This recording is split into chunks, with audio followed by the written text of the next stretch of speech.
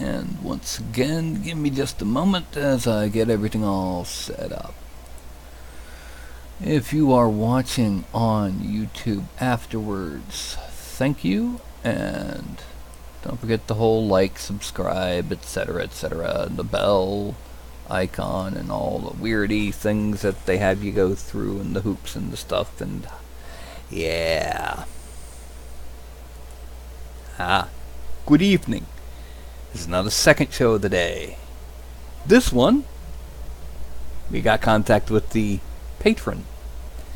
And Shinju, right? Watch what you're doing, just make sure you don't get seen on camera, okay? Snuffle all you want. Yeah, you want the pettins. Good girl. Yeah. Anyway, welcome. And today we should be having a sculpt of a wild dragonborn. Just as a side note, it appears that tablets work best, and I got stuff on top of my tablet. Hold on. Yeah. Sorry for the ultra bright orange. Yeah. Tablets work best when you actually plug them in. USB, yay! Yeah. And see, it has a little blue light. Yeah. Exactly, Kim. By the way, I did figure out a way to handle that,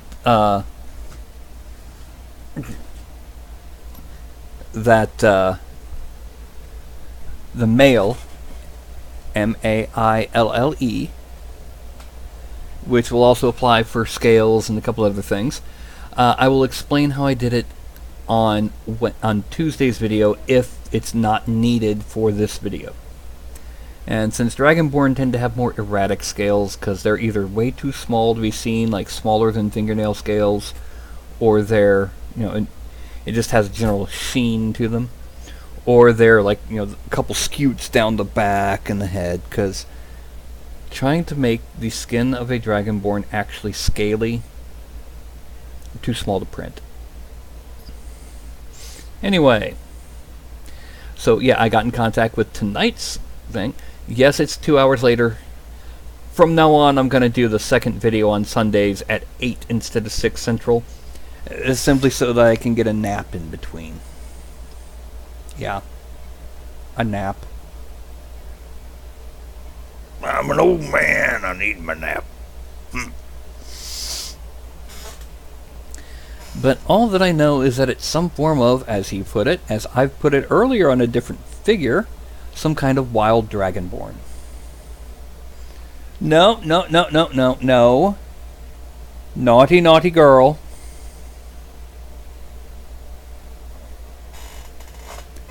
You should not be doing that live on camera, Furball. This is not Chatterbait.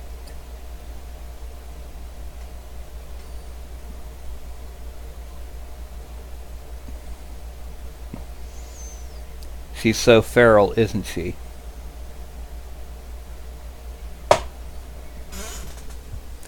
Yeah. Anyway. So.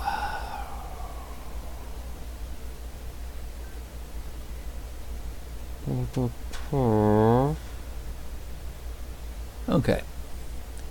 But yeah, now we're just waiting on our guy to show.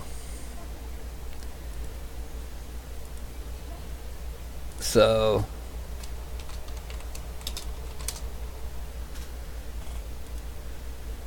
I will say that earlier I accidentally hit the button for Elder Scrolls 4 Oblivion instead of my broadcast launcher.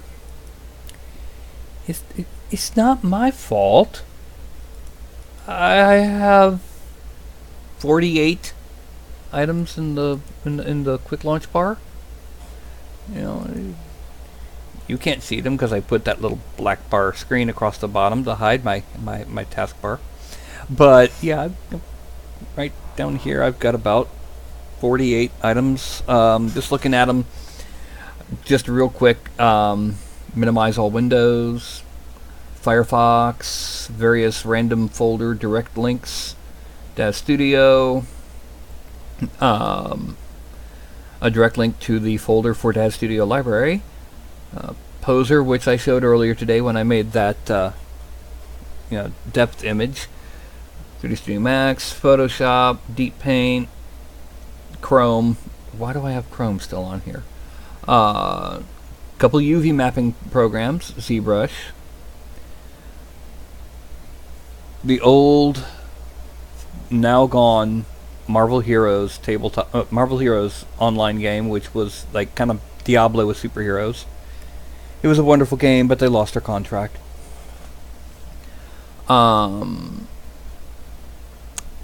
Skyrim, a couple other things, Notepad, Mesh Mixer for those who understand what Mesh Mixer is, yeah. What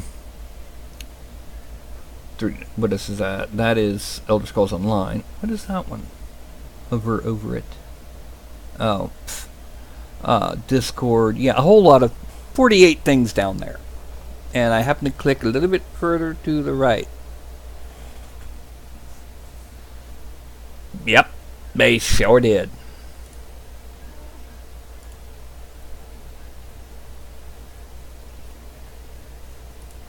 And this person, by the way, the one right there, Scott Emond, he is our patron for the day, for this evening.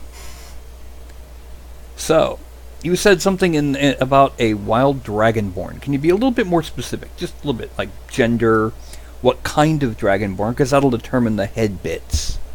What kind of weapon is he carrying? What is he wearing? Just that kind of thing. I don't need. The only reason I need his type of dragonborn is because it changes the horns and the head frills and things based on, because it'll have the head of that kind of dragon.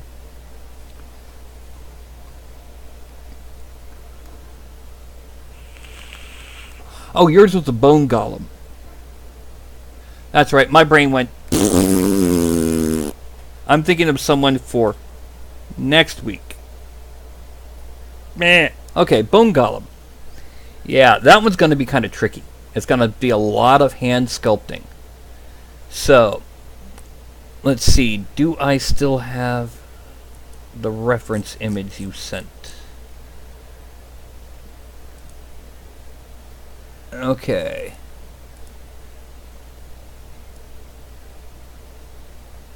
Now, do you want it 2-armed or 4-armed? 2-armed, bulky, but pure bones, fewer skulls, and no artificial muscles. Is that right?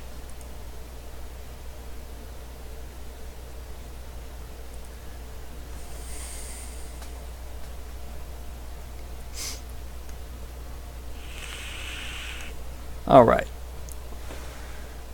So what we're going to do then, we're still going to base it off of the human figure, the human male. Let's bring this over.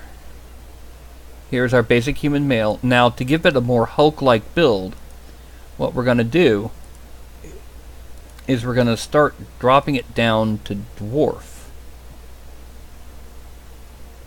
But then we're going to select the head and all the parts of it and shrink it.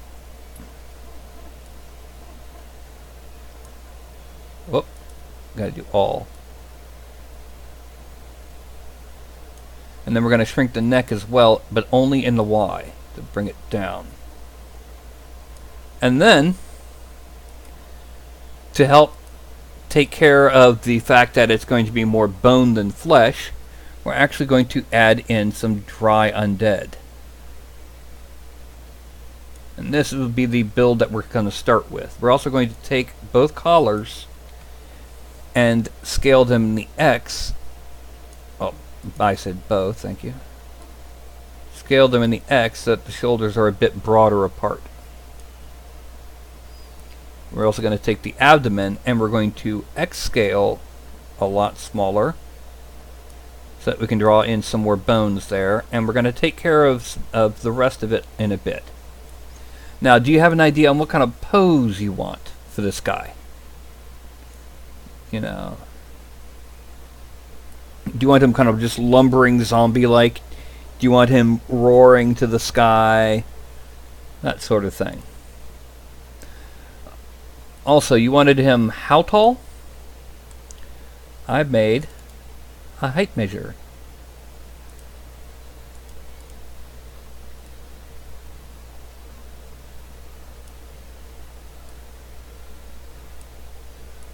And we're going to scale him up.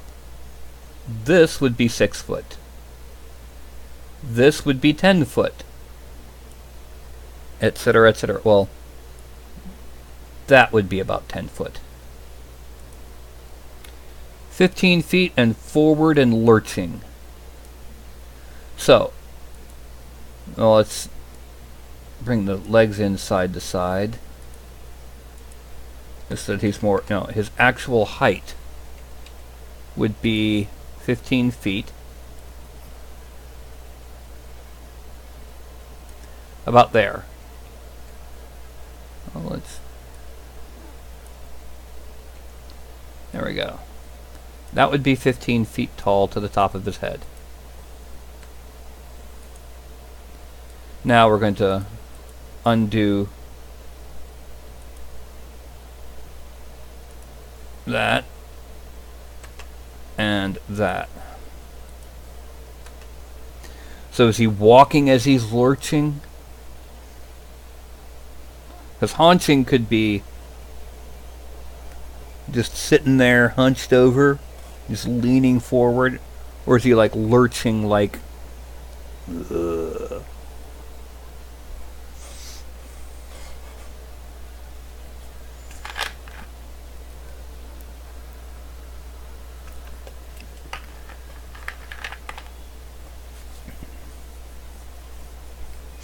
Okay.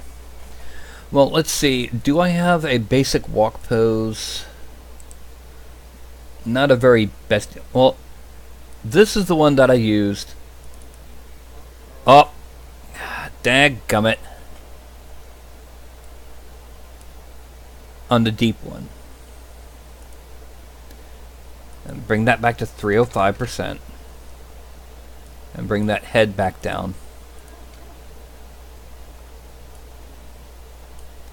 And that neck back down.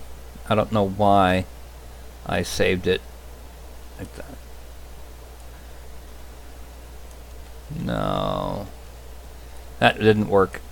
Oh well, time to just create another one. Now what we're gonna do first, gonna make a dynamic pose. So we're gonna bend the hips back a bit so that we can hunch the torso over a bit more. We're gonna twist them a little bit. And side to side it. And then we're going to bend the leg forward. Actually, not quite that far forward.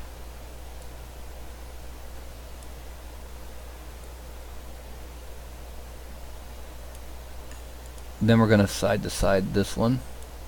Bend it back just a little. Bend the knee. Go to left view and bend the toe forward. Okay, we're going to bend the whole knee way back too far so that we can control D and drop that foot onto the ground. Now we're going to unbend. Okay, now we're going to twist that and bend it a little bit more, and then bend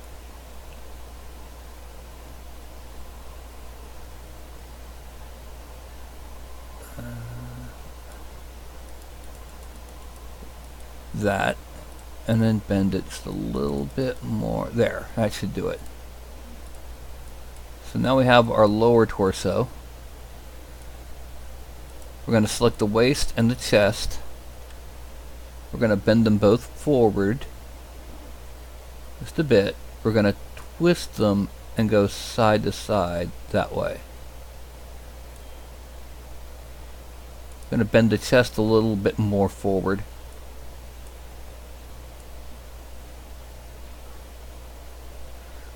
We're now going to take both of these feet and we're going to pin translation and rotation. The reason for this is that we can then grab the hip and pull it up just a bit, make it a bit more. Wait a minute. Take that and lock side to side. Take that and lock side to side. Do I have this one pinned for both? Pin rotation, okay. Going to grab it here and pull it up and over just a bit.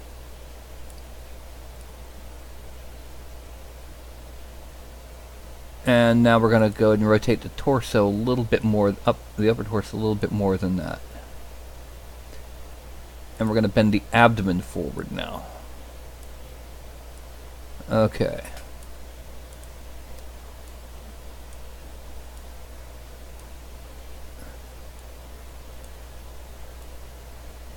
This would be size, 15 feet would be size huge, just as a bit of a comparison.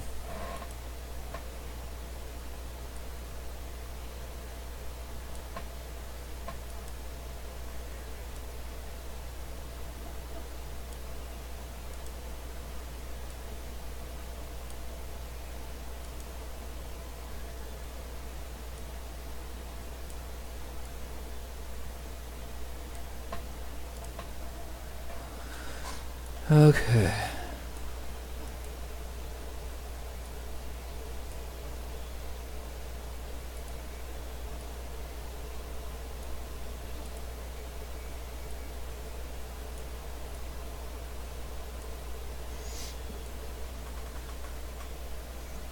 Then we're going to go ahead and take both fingers there and there. We're going to bend them slightly to make them more claw-like. And we're going to take this one and we're going to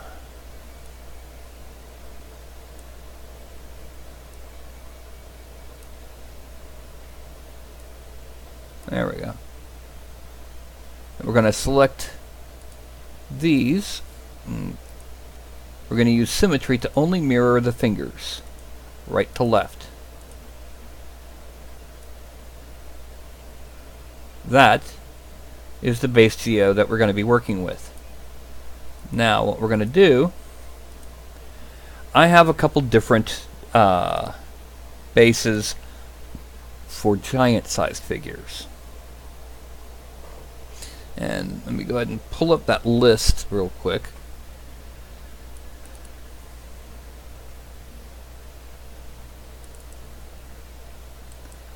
Slate, grass, fancy tile, cracked earth, and cobblestone. Which one sounds good for your size huge bone construct?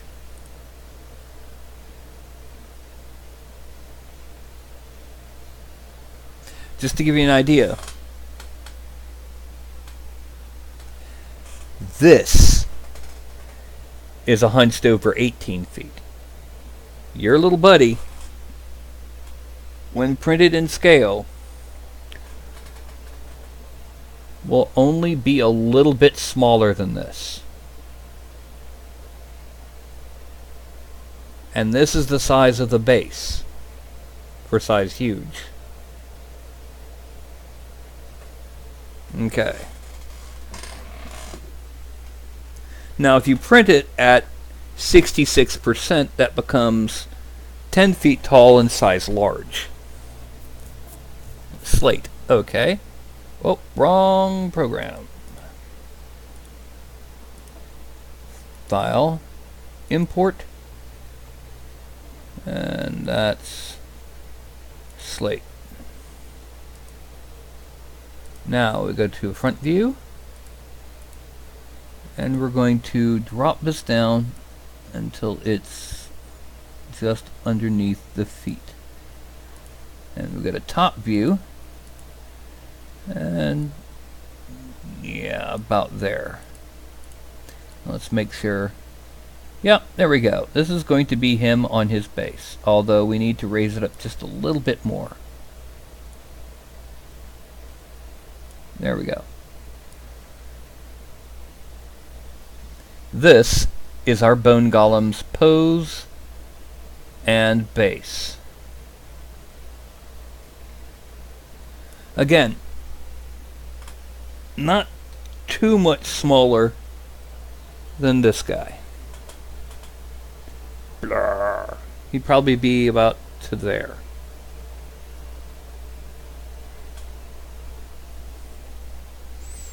Yes, that is something I've been working on. And yes, I am going to get started painting him tomorrow.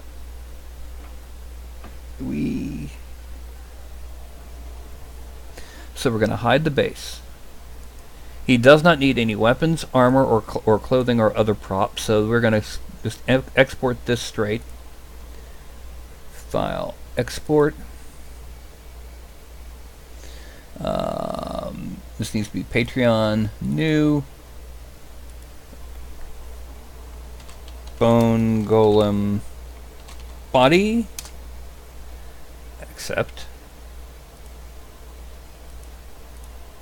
File, export. Bone golem base. Now, I am going to make a suggestion here. It's what I did with this, and it's what I did with the version that's printing on my CR10 now. The base is separate from the miniature. There are depressions in the base where the feet were impressed, but they are separate files. That's my suggestion. You don't have to follow it. If you want, we can make it one solid piece. With something this large, you kind of almost have to print them at different angles. On the Photon, for example, the base had to be done almost like this. But the body at various angles depending on everything else. So, okay. We're going to import from Patreon Minis, new bone golem body. Edit. And then we're going to add a subtool, append Polymix 3D, and import base. We're going to hide the base. And now, before we do anything else, one thing that we're going to do is we're going to smooth out the bend bulge. I really need to get around to fixing some of these one of these days. There. Now, we're also going to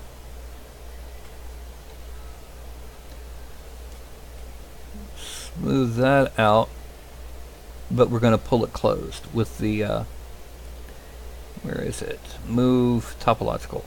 Every time I add brushes, I have to relearn where everything got moved to. And that's going to bring up here.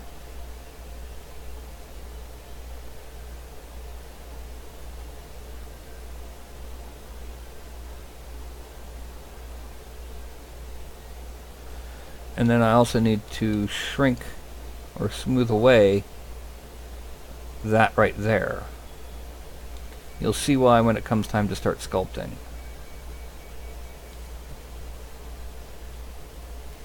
Z sub, no, Z add. I don't want to see what happens if you try to move negative distances. And stroke, use the mouse R, and then we're gonna right click or hit spacebar. We're gonna lower that intensity quite a bit, and we're going to draw this in.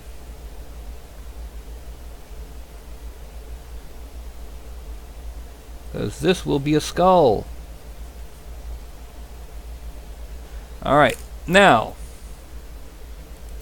everything from here on out will be, I will not be using a lot of my usual tactics. Almost everything from here on out will be standard sculpting.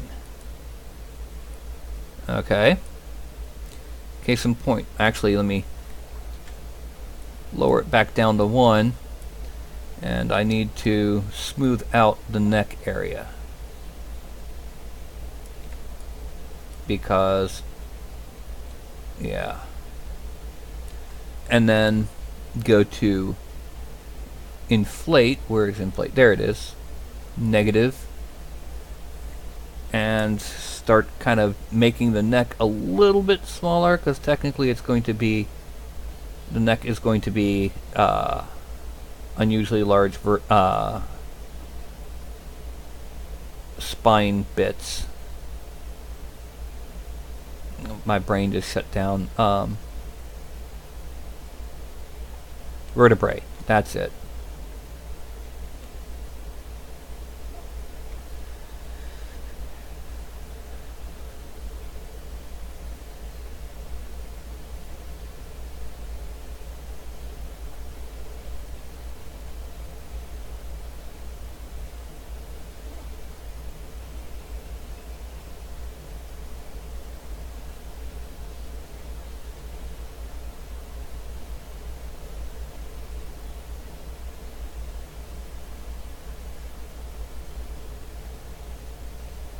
Okay, now frame out, subdivide, delete, Dynamesh 768, and the end result at this resolution is about 800 polygons. That's good enough. Now the first thing we're going to do is we're going up here and we're going to smooth out where the ears used to be. We're going to start off the whole thing by doing the skull. Control Shift, hide that. Gonna hide everything except for the head and all that.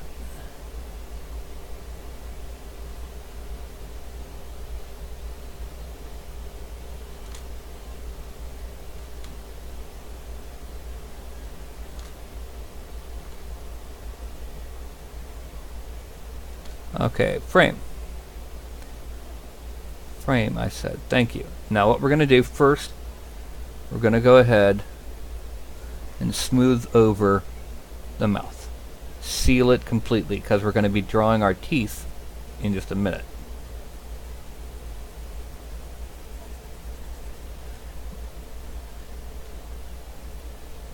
Now, next thing is we're going to use a standard brush.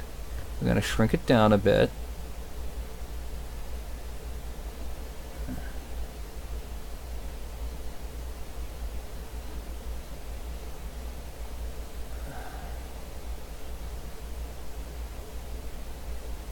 We're going to carve in the nose area. Let's make it a little bit deeper. We want this to be clearly the opening to the sinus cavity. So we're going to pull up like that. And that. And then we're going to use inflate negative. Just to open it up a bit more. Now we're going to slash, which is right there. Once again, we're going to turn off lazy mouse. We're going to make it much larger. And we're going to draw on the basic shape of the jaw. Oh, it's still way too strong. That's what the problem is.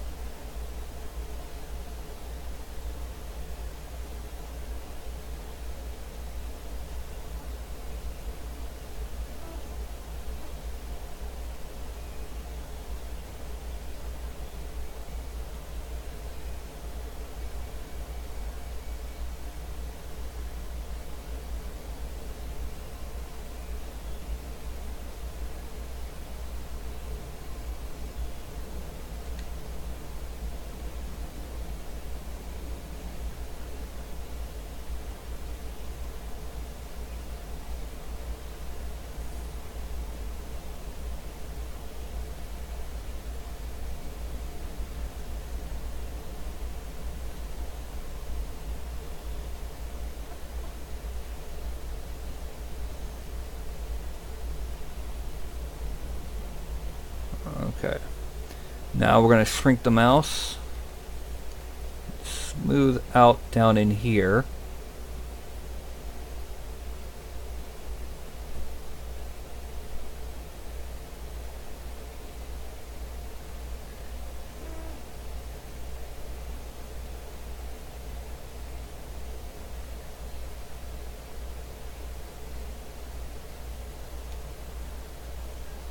And we're going to do the same over here.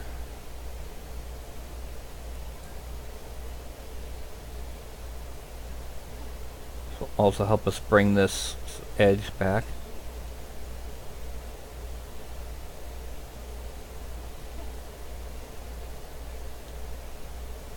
Okay. Then we're going to go ahead and dig deeper.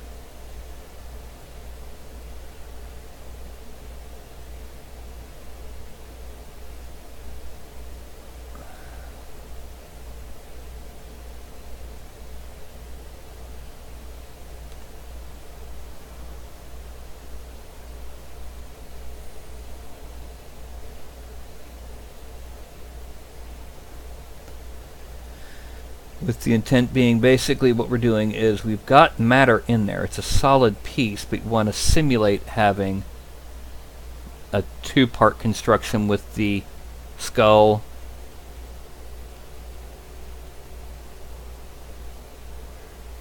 and the jawbone. We're going to continue the jawbone after we've finished adding in the next few bits. Now, the next thing we're doing, we're going to take a quick pass across the mouth area. And the last thing we're going to do is the teeth, but that's going to come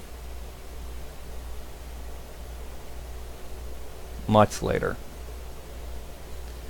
So now, inflate. We're going to inflate, positive, inflate the brow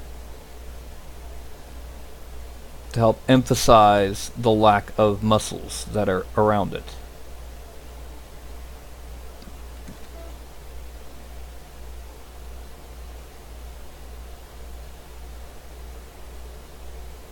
And now we're going to impress in a little bit to represent the temple area, and another one down here to represent where the ear canal is. So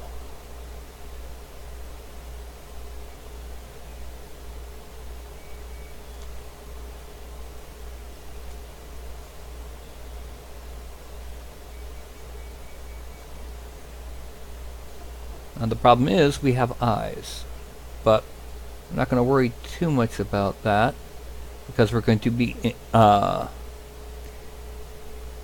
first of all smoothing the eye socket area.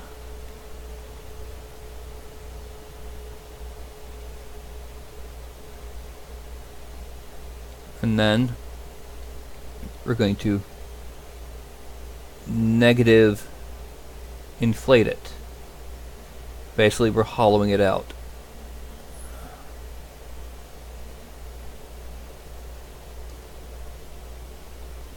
This is a situation where wherever the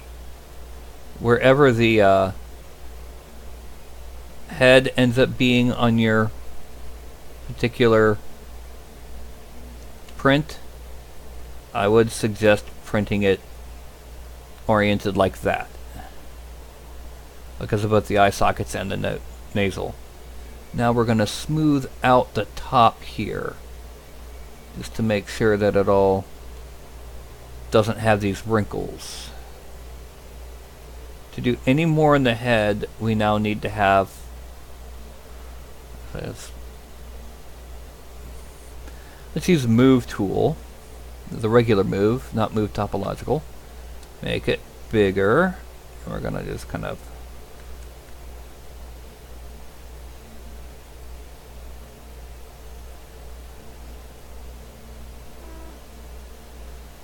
open wide and pull those We want to exaggerate features wherever we can without losing the figure's intent. And that's why we're doing this. And then we're like grabbing this and pulling it out wide.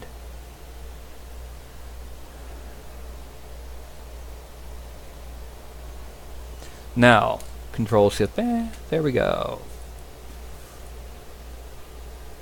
He's got the head of an ogre. Alright, we're going to do one more thing. We're going to go ahead. We're going to subdivide one more time. And Dynamesh again. Because we've just done a significant change to the head geometry. Now, shrink the mouse.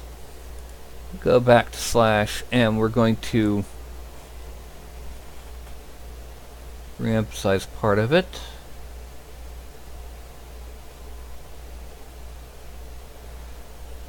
And then we're going to inflate. And what we're going to do here, we're going to draw on our teeth with inflate.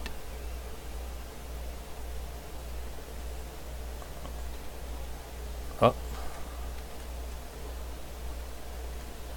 We need a higher inflation value. You'll never hear me say that in any other circumstance.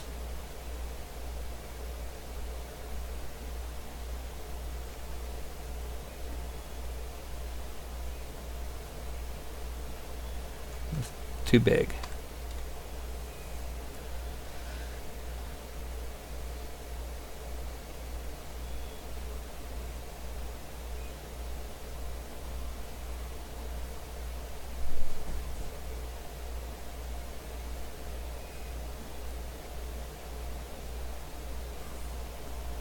Okay.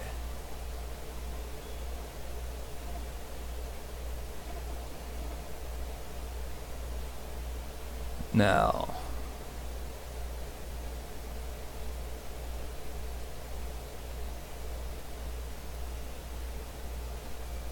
yes, it looks like we're bulging out, and this is only the top teeth, but we're going to be adjusting that.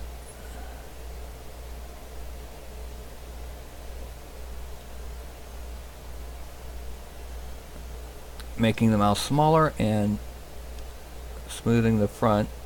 This also gives us those weird bottoms that makes them look kind of cracked and old, and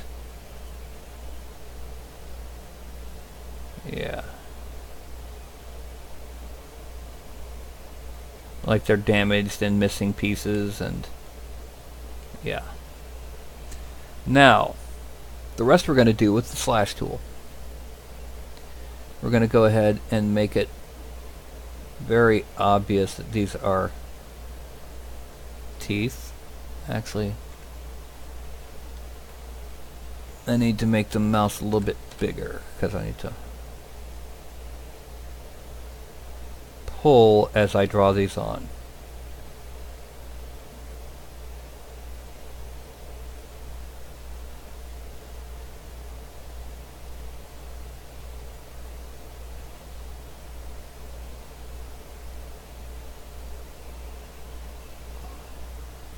Okay. And then we're going to go ahead and draw on, well, let's cut under these a little bit just to emphasize them. We're going to go ahead and draw on the bottom teeth.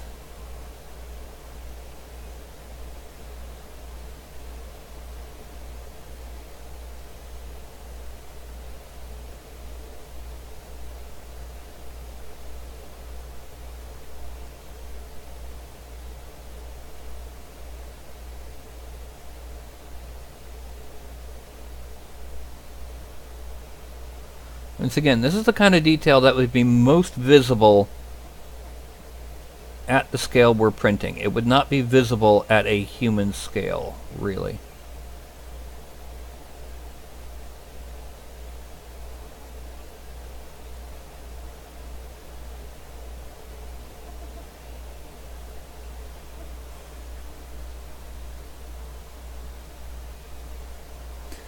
Now we're going to use slash tool at a add and a much weaker value and a much larger thing, we're going to basically start sharpening the edges of the bones. Because bones aren't nice and rounded. Well, they could be if they're old enough, but if they're old enough to be rounded, they're also old enough to be, you know, not that useful from the point of view of your typical necromancer.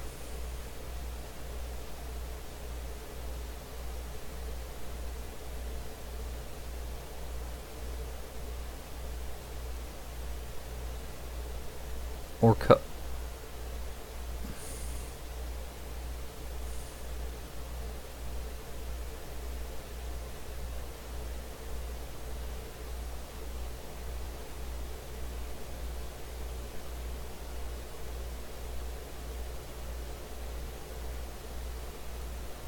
okay.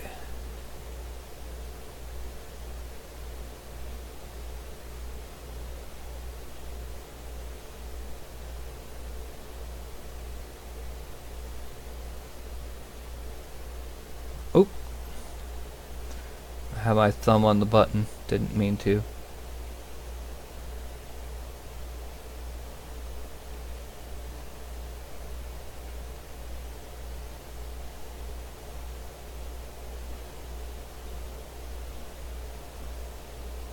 Now we're going to Z sub, and we're going to draw the underside of the jawbone.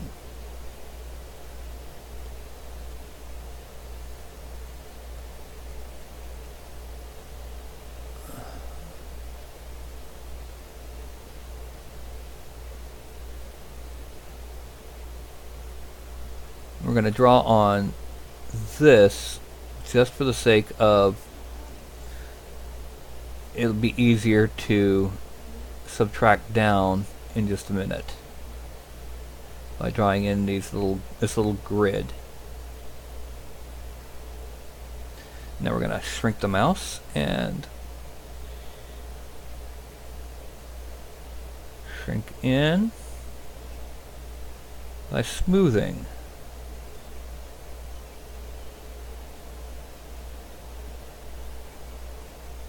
And then we're going to, that gives us a base shape. Now we're going to go into inflate, subtract.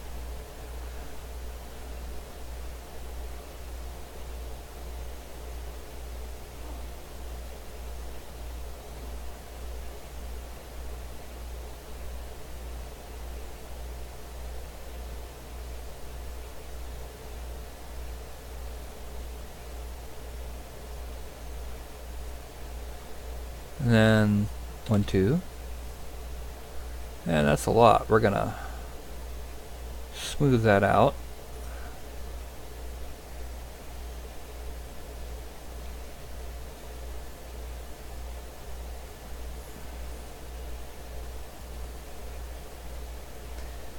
And that lets us maintain having mass in there while having the illusion of a hollow skull.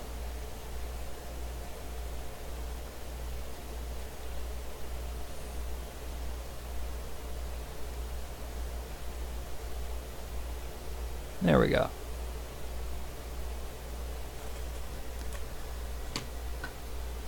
Okay.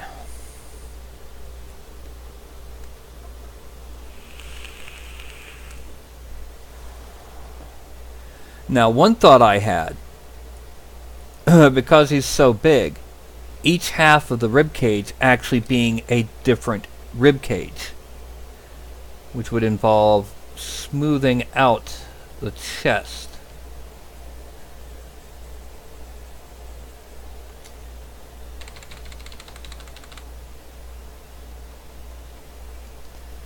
And then the same thing over here.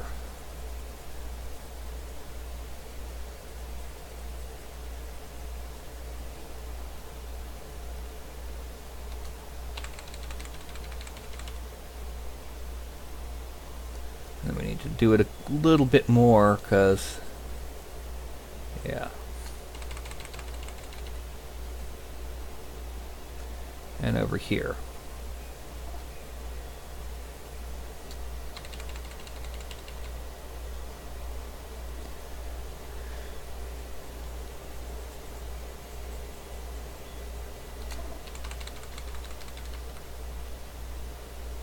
Now, most of what we're going to do from now on is going to be done with the clay buildup brush.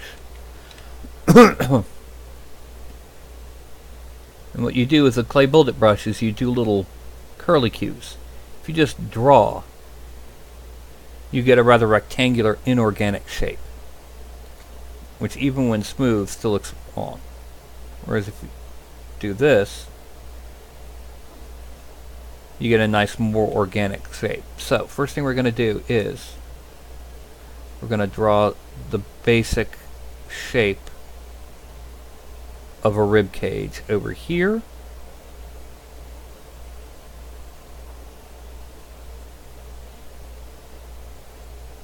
And in the process, kind of pull it out a bit.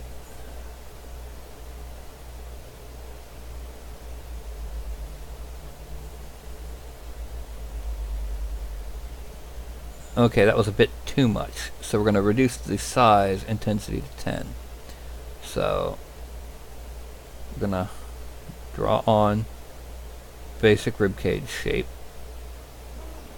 Let's make it a little bit bigger. Yeah, it could be an orc ribcage.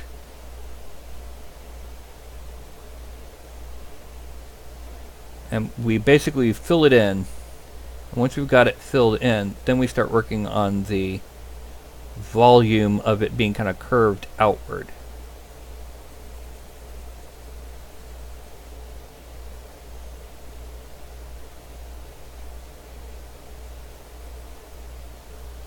Okay, that's a bit better. Now we're going to smooth it out.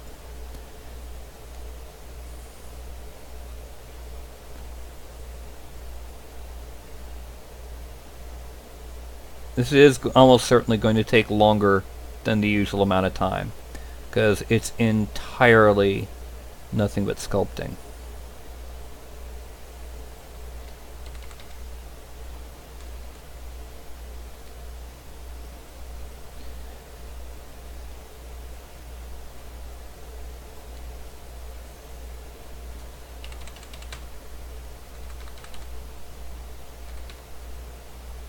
Okay. Now,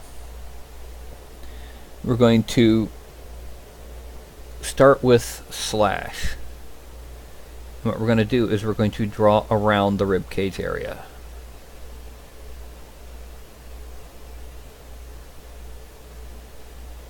Just to let you know, I don't think it's possible to sculpt something that is printable, that is entirely bones with nothing holding them together. So there will be empty spots.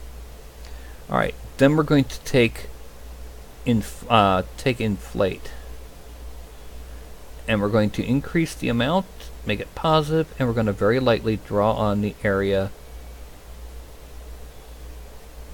where the bones will be.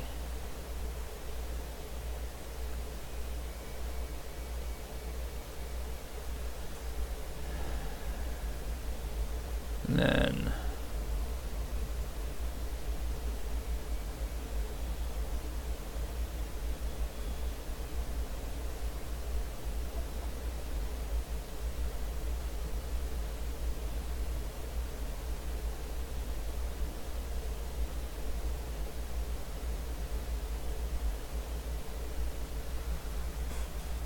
we're going to go back to slash, shrink it down by 2, and reinforce the division between the bones just a little bit.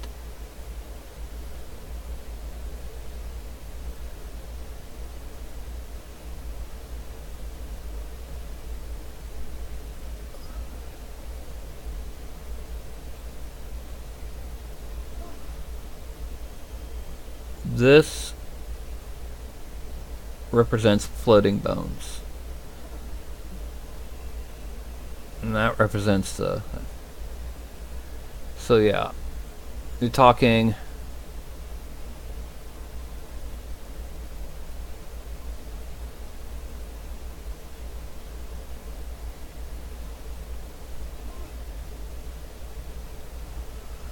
And we're gonna dig in here because that one's kind of open. Shrink the mouse, smooth, inflate, holding down Alt to make it negative, and smoothing it again.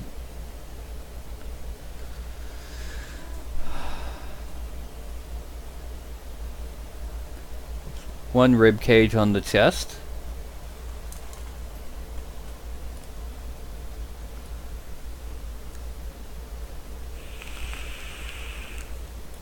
Now we go back to our clay buildup brush. Make it a bit bigger from because I had problems earlier.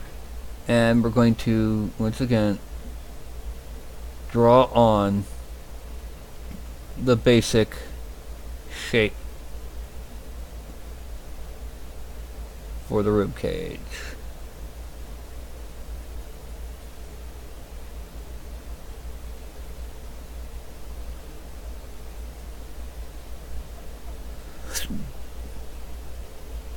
And then smooth it. We're going to be having other rib cages and other body parts in other areas.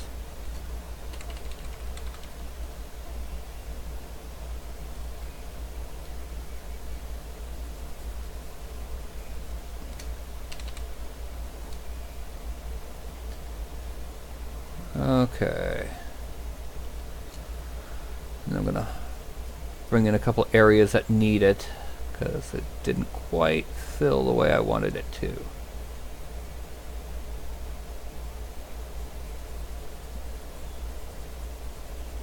The biggest advantage, in my opinion, of sculpting on computer as opposed to physical sculpting is that wonderful, wonderful, wonderful Control Z. Alright, now gonna gouge around with slash.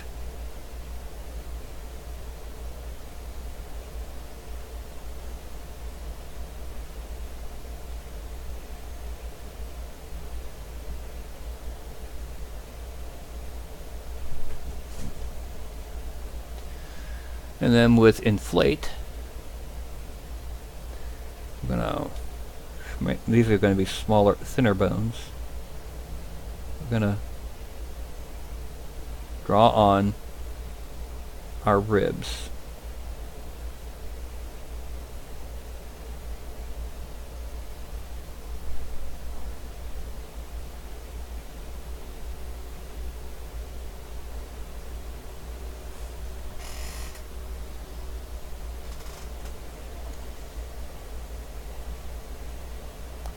And then we're going to smooth out the area underneath just to kind of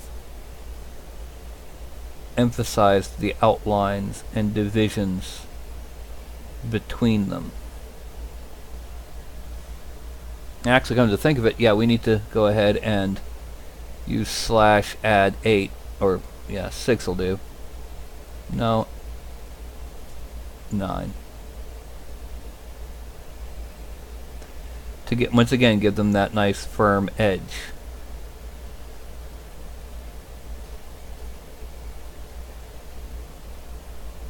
We're going to only do the tops of the ribs.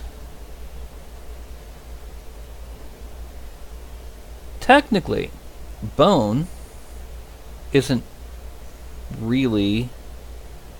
Bone is effectively organic rock. How does that sound to you? Same thing here.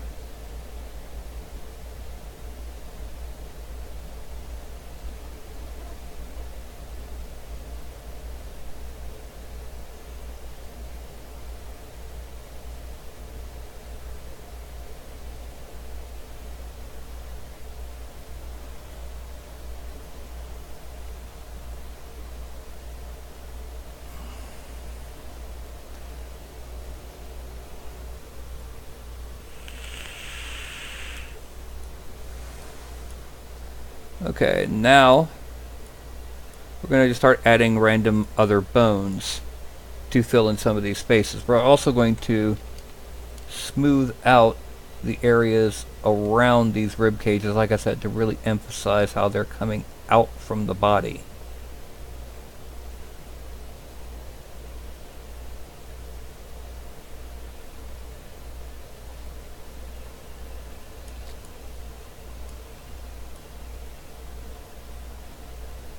Alright, now what we're going to do is we're going to, first of all, let's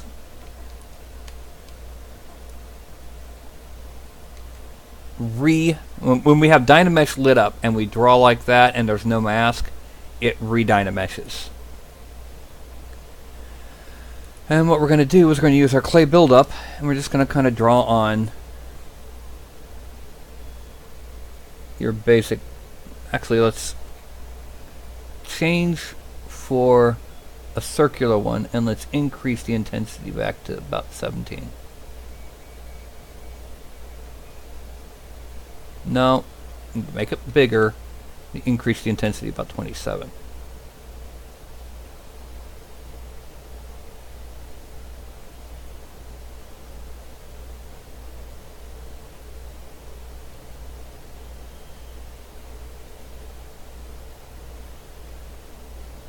These could be giant bones, for all we know.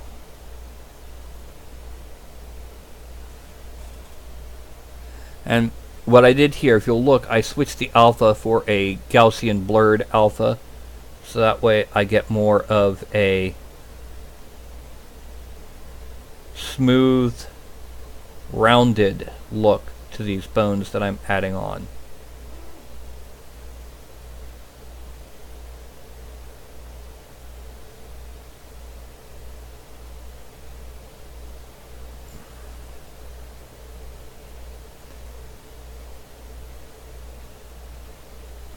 Then I've got to look at each of these bones. Where's, okay, he needs a bit more up here.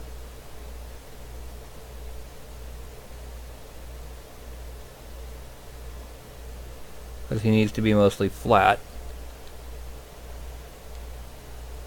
And he needs a bit more at the ends as well.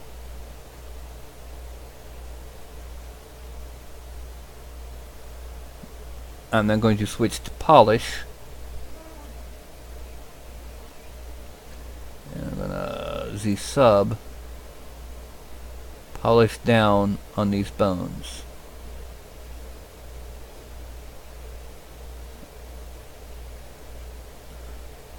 And see how that's, whoop, that was my thumb hitting the control button. And see how that's making them look a little bit more bony. Giving it that angle we wanted.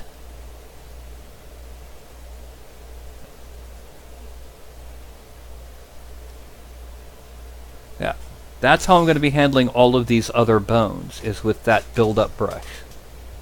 With that round alpha.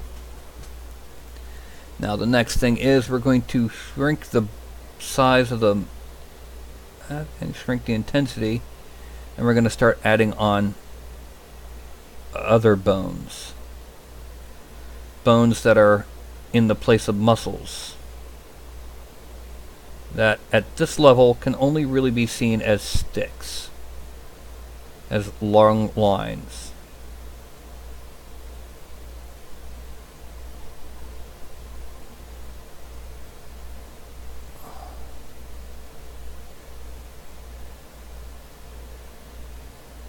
There's going to be unusually large shoulder blades back here.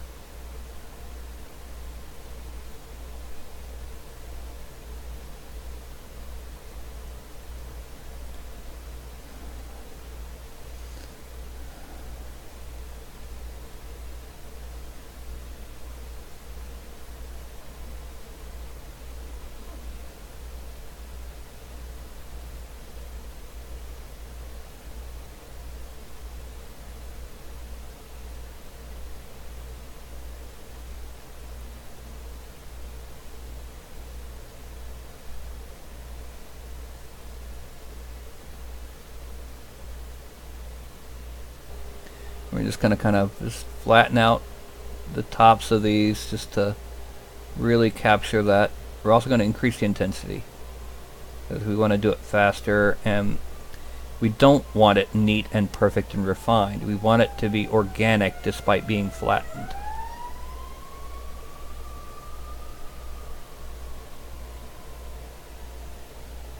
Because bones are grown organically. We're going to come back to the back, probably on another show. We're also going to smooth out down here. We can already see how it's going to go, can't we?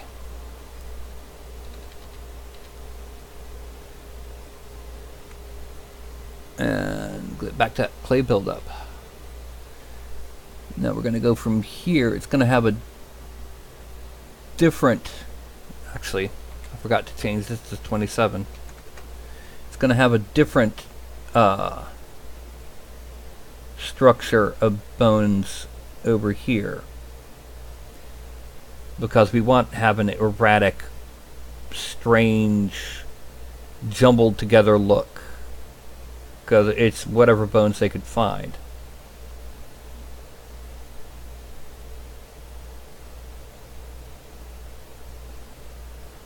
Some of them being heavier than others.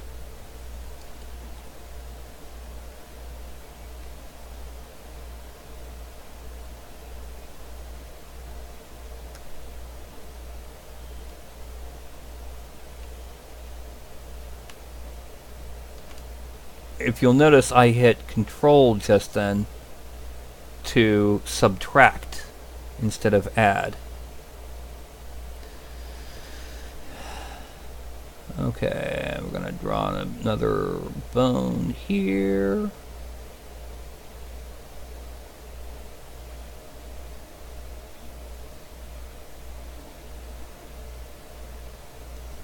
And I'm going to smooth it out just a little.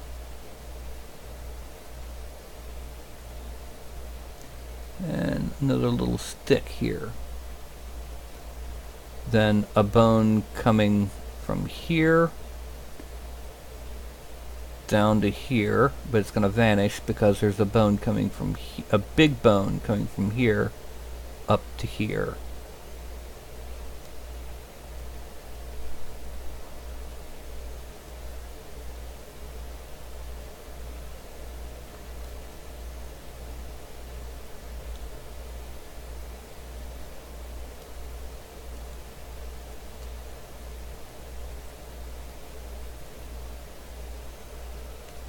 Okay.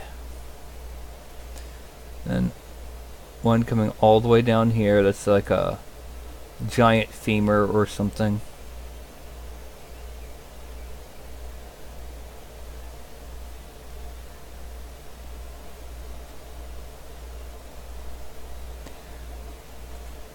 See, everyone pictures skeletons as being skinny, but the difficulty of assembling a whole lot of bones into a humanoid shape, well, you might end up with something not quite so skinny.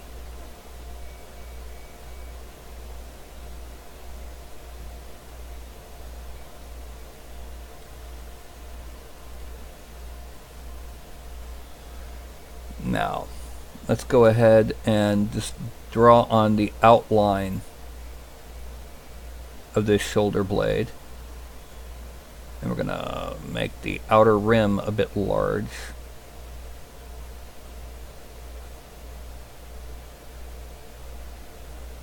Once we've got all our basic shapes in place, we are going to go back over with the slash brush to help reinforce the divisions between them. Now,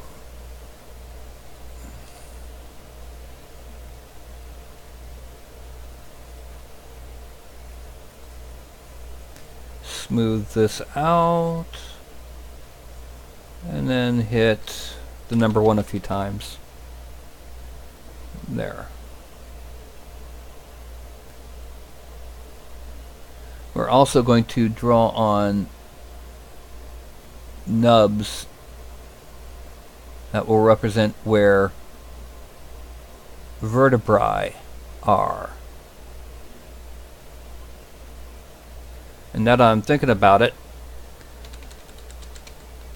let's smooth out the butt until it's gone.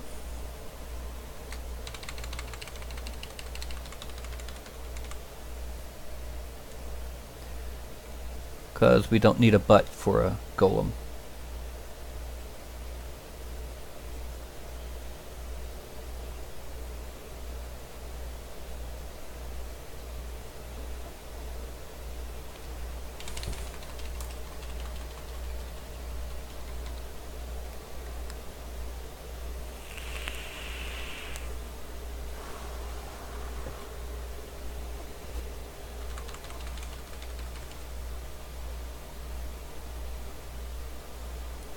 Okay, now let's shrink back down and draw on a couple more of these. Then we're going to really intensify it a bit and draw on that shape and pull it out really far. This is a giant's pelvis. And by giant, I mean like storm giant's pelvis.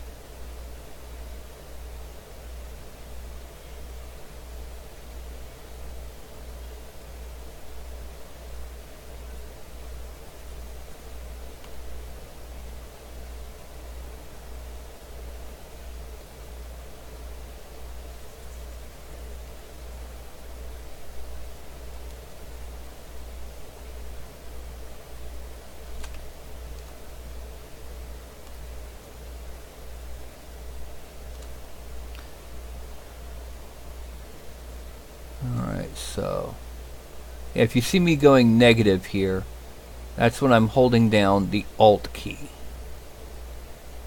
Because the Alt key does your negative values. Or inverts. There we go, and then we're going to come in forward, and over here we're going to just kind of draw in the pelvic bone, continuing it in. We're going to smooth it out a bit.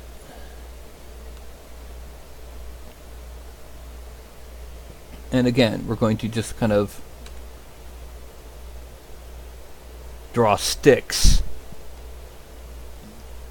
but at random angles.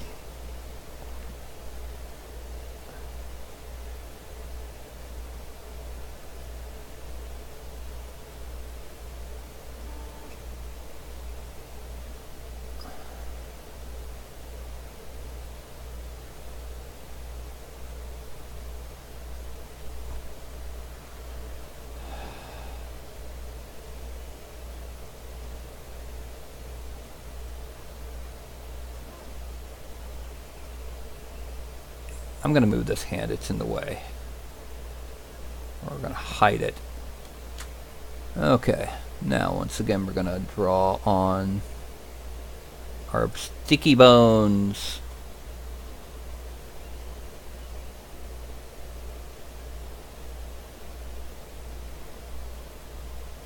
We're going to kind of go in almost random directions. Not necessarily mimicking muscle groups, but almost. At the very least, trying to emphasize the directions that we're heading with the motion. Okay, let's smooth over top of that just to kind of... yeah.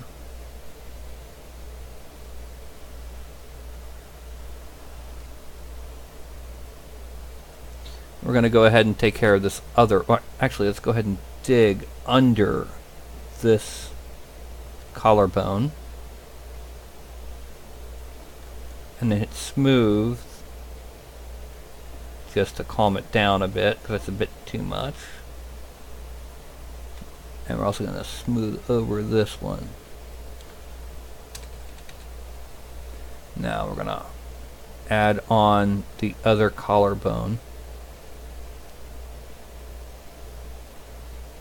And this time I do mean the actual bone itself, not the impression given by the collarbone. Yay!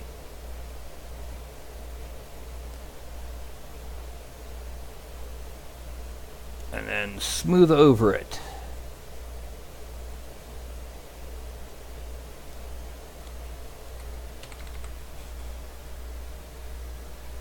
Okay.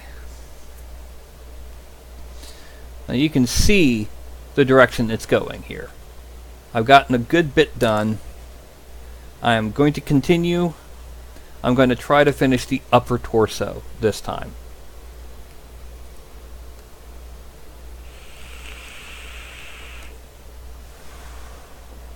Is that fine by you, Scott? If I break it up into 2 sections, because this is an unusually large project. I'm going for the underarm on this side now. Shrink it down. Draw. And then kind of smooth it so it's vanishing. Now, a big old monster.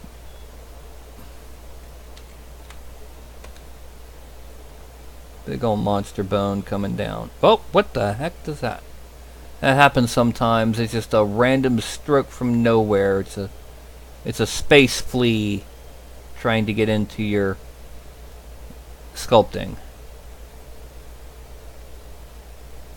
Now remember, once I'm done adding all of these bones, I am going to go back in and polish the tops of them so that they look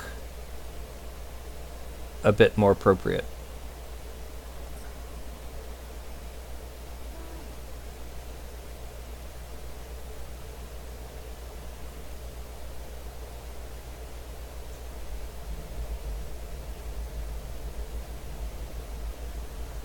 There. Then we're going to go for one here. That's going to be underneath this collarbone. It's going to be a little bit larger than most of them, just a little bit.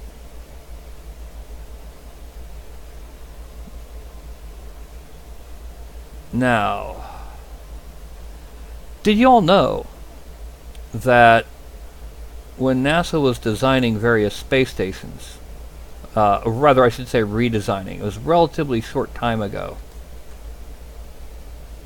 they created an AI whose whole purpose was to try, or they've done AI so much as a program, to try hundreds of thousands of millions, something on the order like that, of arrangements of girders for the highest tensile strength and the highest torsional strength. And for almost every test, the result came out the same. Bulbous at the ends and thin in the middle. In other words, the shape of a bone. It kind of implies that even alien bones would be shaped like this simply because it's one of the most structurally sound shapes in existence.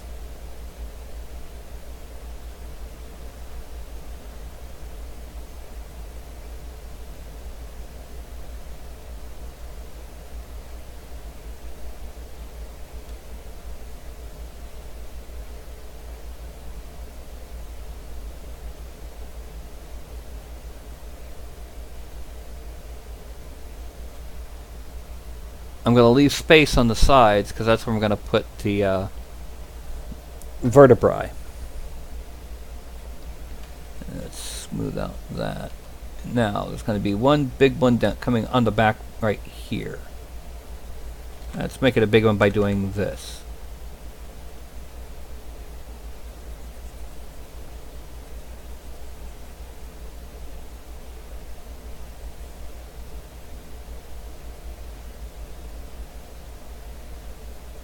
Now I realize that there's a very little chance of these looking like any actual bones. But the simple fact is, we're not looking to be exact, we're looking to give the impression. Once we have the impression of a bone, we're good. You can assume that they're all from random body parts. They could even be, you know, there could be dragon phalanges in here. There could be T-Rex thigh bones. There could be almost anything. So we don't have to be exact about how bones really look and are you know, what their ends really look like and all that.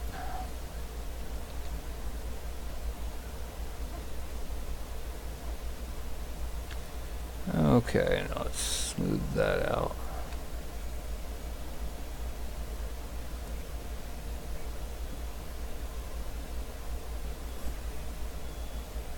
Once again, we're going to be polishing this, so it's going to subdivide. Alright, frame. The torso is mostly done except for polishing. I'm going to go ahead and get some nicotine.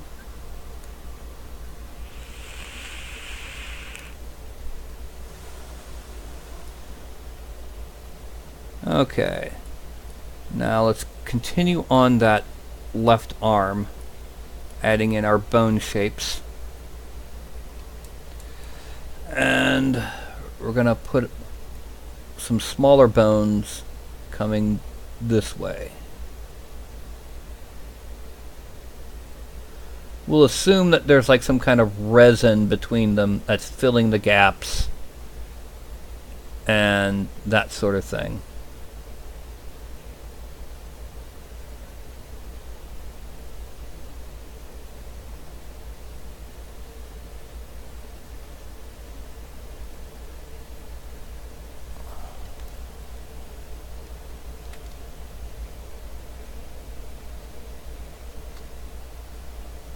We're going to have a bone here that leads over to here.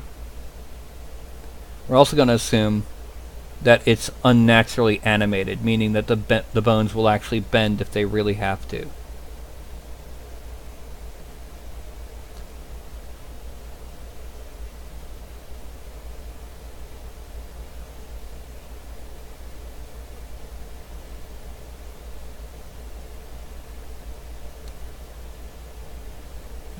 This one coming this way. Now,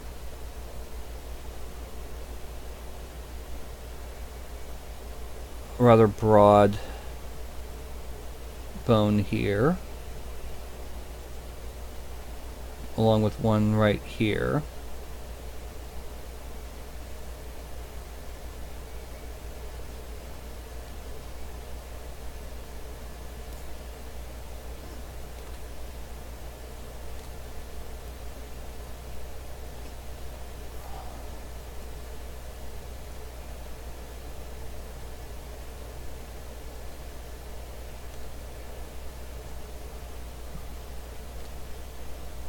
Okay.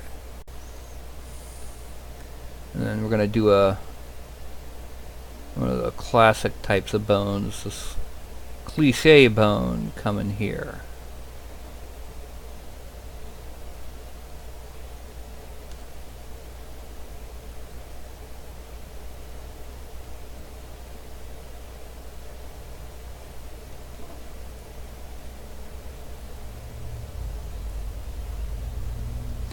We're going to draw on a scapula right here.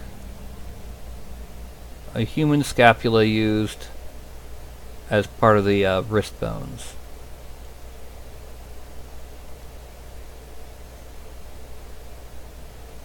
Or something similar to a human scapula. It might be something from a weird demonic creature. Heck, might even be the knee bone to a dragon. We don't know.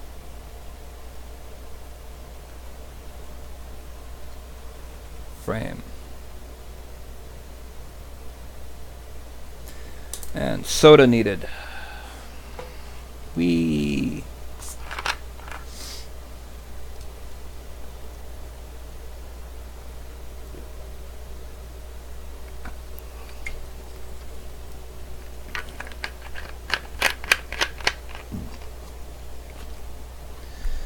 Okay.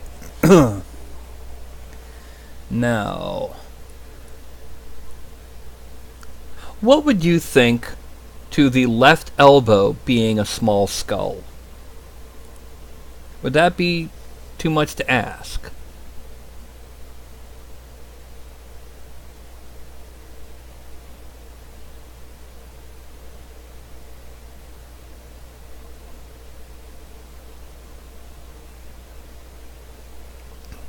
Okay.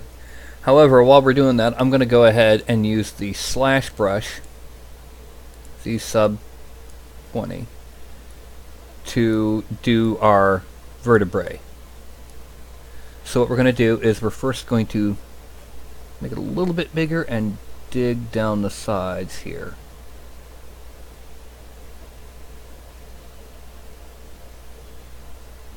And dig down the sides here.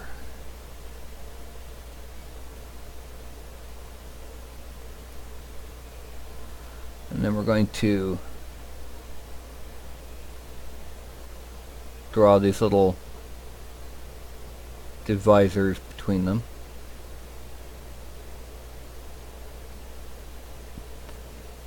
Excuse me. I kind of burped.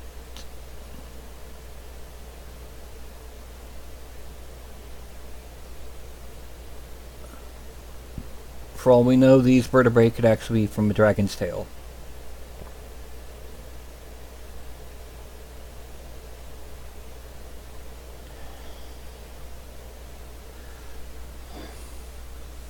Then I'm going to use inflate and a smaller brush, and I'm going to draw little nubs off to the side on each of these.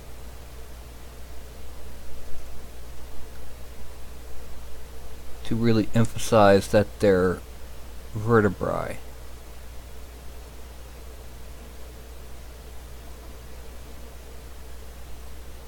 Clay buildup, and let's do the bones on this side of the hand. But we're going to start with the skull and the elbow. It's going to be slightly angled like that. So, what I'm going to do is I'm going to lower the intensity quite a lot and just kind of build up the basic shape of the skull.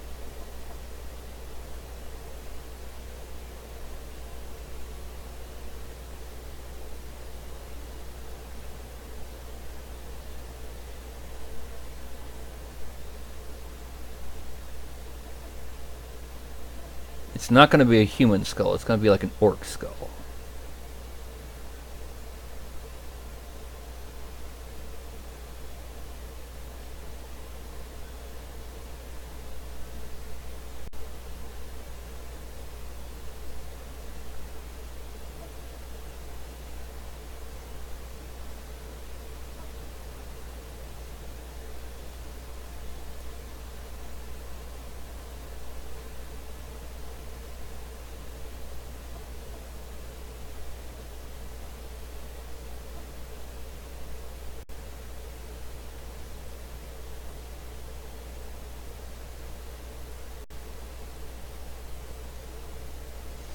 And then a little bit.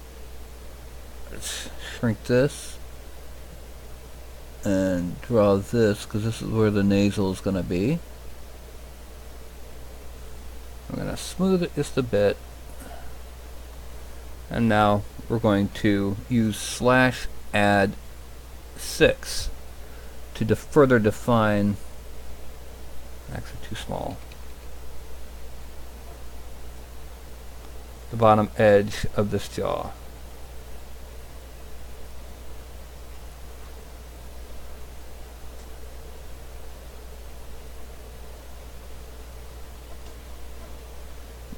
Then we're going to go into Z sub 11 and outline how deep it's going into this resin or what have you.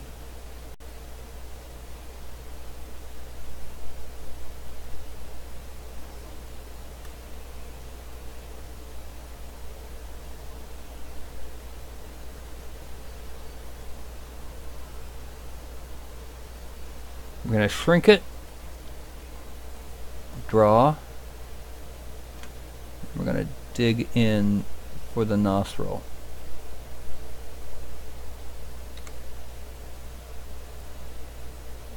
And then we're going to outline the inside of the eye sockets and kind of dig in.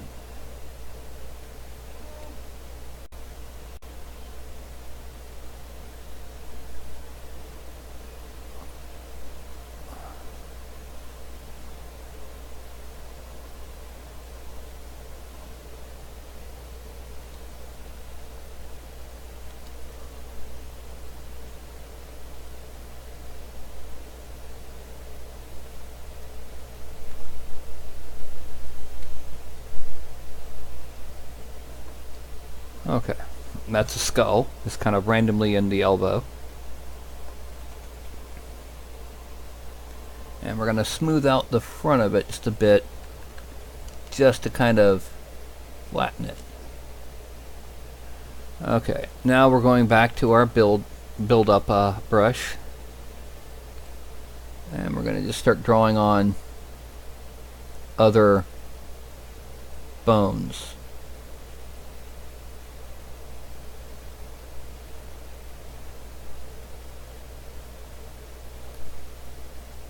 Okay, and then this one's going to come down this way. And this one is going to come from here to there. And a little bit of smoothing out.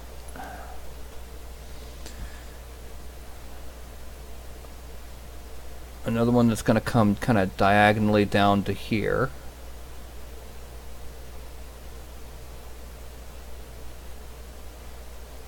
Again, make it clear that this skull is not the only thing on the elbow.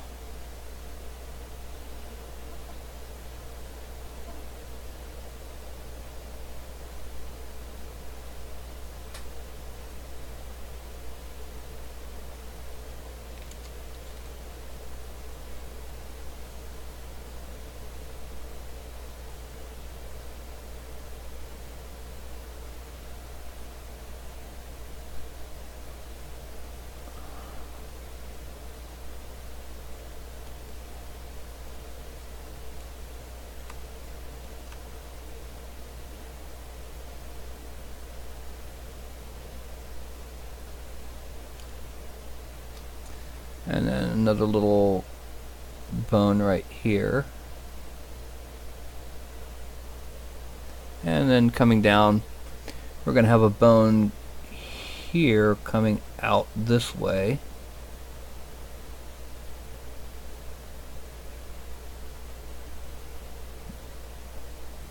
One coming from here across this way. I need to increase this intensity a bit more.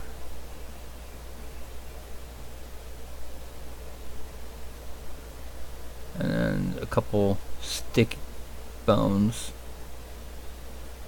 One from here across to there. One from here down to there. And from here across to there.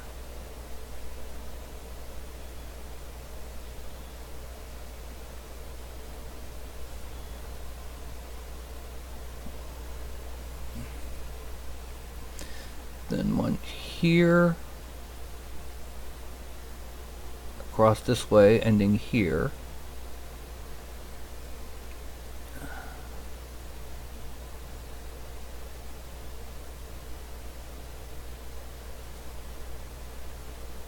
And just a few random line bones.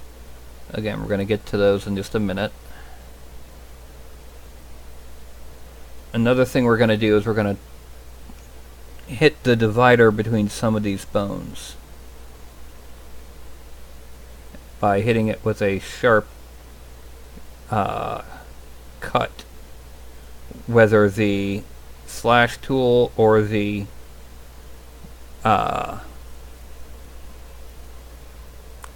orb cracks brush.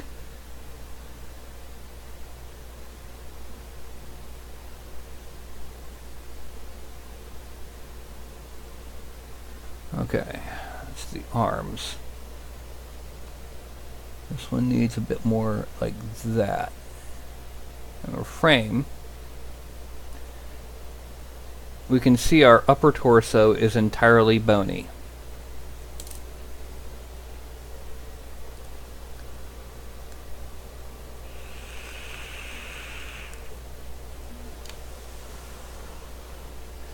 Well, it is 9:30. Let's go ahead and let's first of all let's start using the orb cracks brush to put in some of the dividers between these, just to emphasize them. Just randomly going through and digging deep and turning off laser mouse and digging a little bit deeper.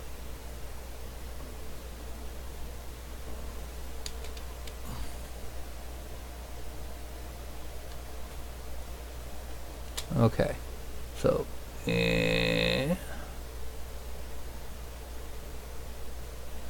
whoop, shrink.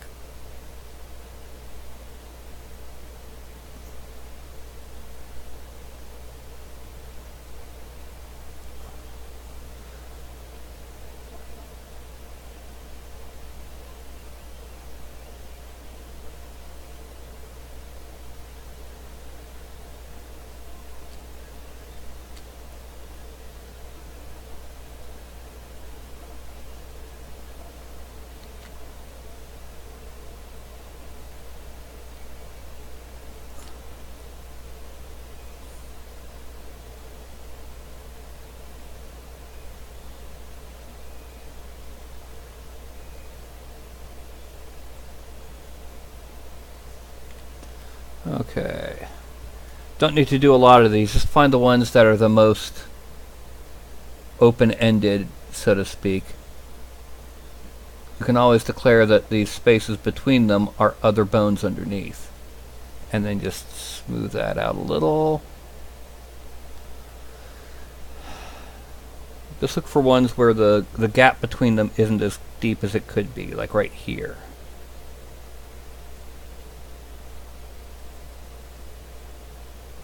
Or like right here. Now, it's been a while since we last done it. Yeah, so we can smooth that out.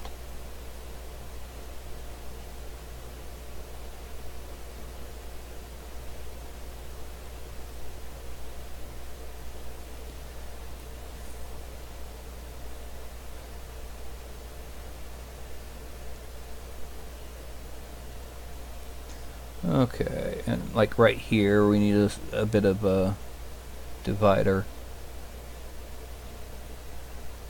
Smooth it just a bit, go in deep. Yeah, we're going in deep. Does not mean what you think it means in this case. Okay, frame out. Now we're going to get the polish brush. I said the polish brush. This is polish, not Polish. If it were Polish, it would be far more dignified and far more likely to do exactly what we need it to do. The Polish Hussars were some of the most amazing troops in Europe, not only of its day, but ever. Now we're kind of flattening out some of these bones. The discipline level of the Polish Hussars was legendary, which is why, being a minor history buff, I never did care much for the old cliche Polish jokes that were common in the 80s.